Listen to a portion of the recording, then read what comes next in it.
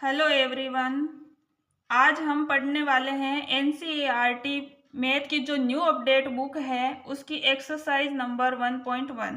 इसका पहला क्वेश्चन है, निम्नलिखित संख्याओं को अभाज्य गुणनखंडों के गुणनफल के रूप में व्यक्त करना है। तो इसका हम क्वेश्चन नंबर 1 करेंगे, इसका भी पॉइंट 1 करेंगे। हमें संख्या दी हुई है 140, तो हमें गुणनखंडों के गुणनफल के रूप में इसे व्यक्त करना है।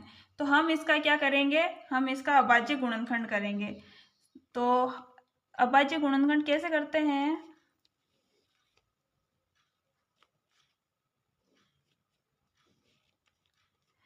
अभाज्य गुणनखंड में जो संख्या जिसका अभाज्य गुणनखंड करना है और उस संख्या का जो इकाई का अंक, कोई भी जो संख्या दी हुई है उस संख्या का इकाई का अंक यदि 0, 2, 4, 6, 8 आ जाए तो उसमें 2 का भाग जाता है। जैसे कि ये संख्या है और इसका इकाई का अंक 0 है, तो इसमें हमें 2 का भाग देना है।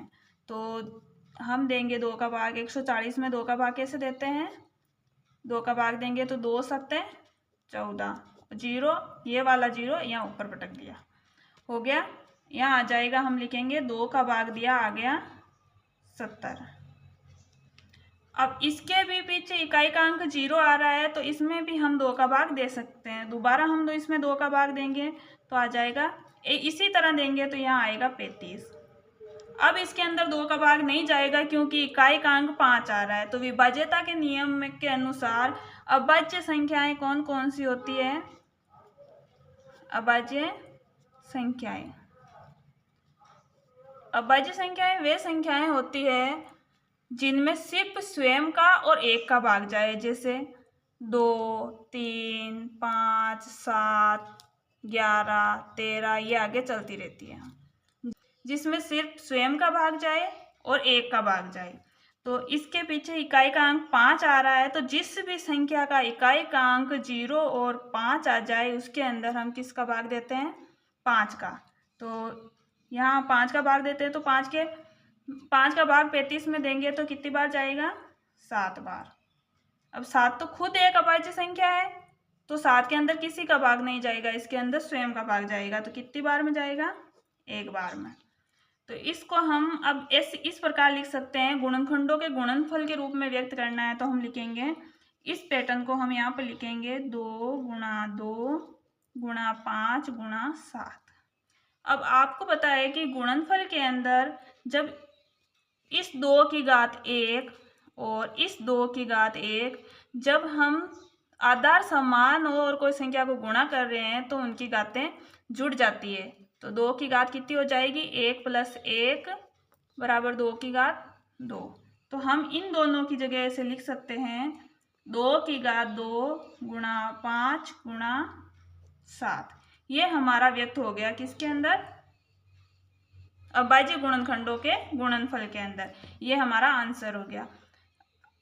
अब हम करेंगे इसी का पॉइंट नंबर 2, 156।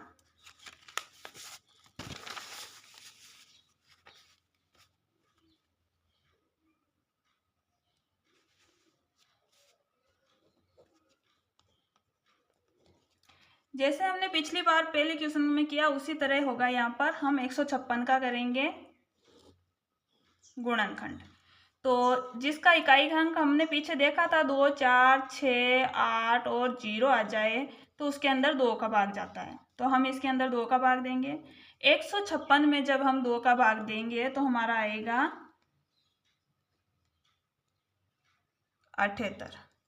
अब इसके अंदर हम फिर से 2 का भाग देंगे क्योंकि इकाई का अंक 8 है, और जब इकाई का अंक 0, 2, 4, 6, 8 आ जाता है तो उसके अंदर 2 का भाग जाता है। तो हम फिर से 2 का भाग देंगे तो यहाँ कितना आएगा?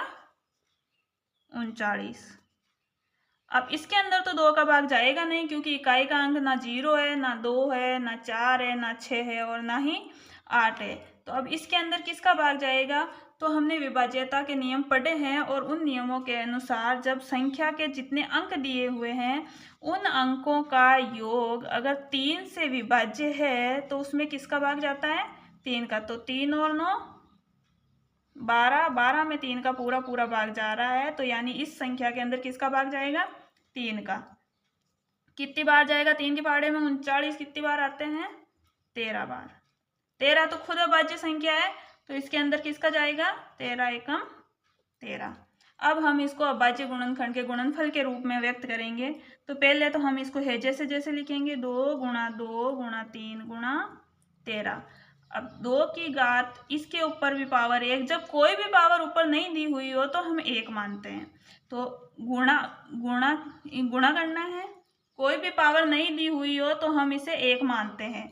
और जब आधार समान हो और गुणा करना हो तो घातें जुड़ जाती है। तो यहाँ हो जाएगी 2 की घात 2 गुणा 3 गुणा 13। ये हमारा हो गया आंसर। ये हमने गुणनखंड के गुणनफल के रूप में इसे लिख दिया। ये हमारा दूसरा क्वेश्चन भी हो गया सोल्व। अगर आगे के क्वेश्चन भी हमें सोल्व करने हैं, आगे आपको चाहिए इनका सॉल्यूशन, तो आप कमेंट करके बता सकते हैं। और भी ऐसे मतलब प्रश्नावली सोल्व करवानी है, अगर आपको समझ में आया तो आप बताएं, मैं आगे और वीडियो अपलोड करती रहूँगी।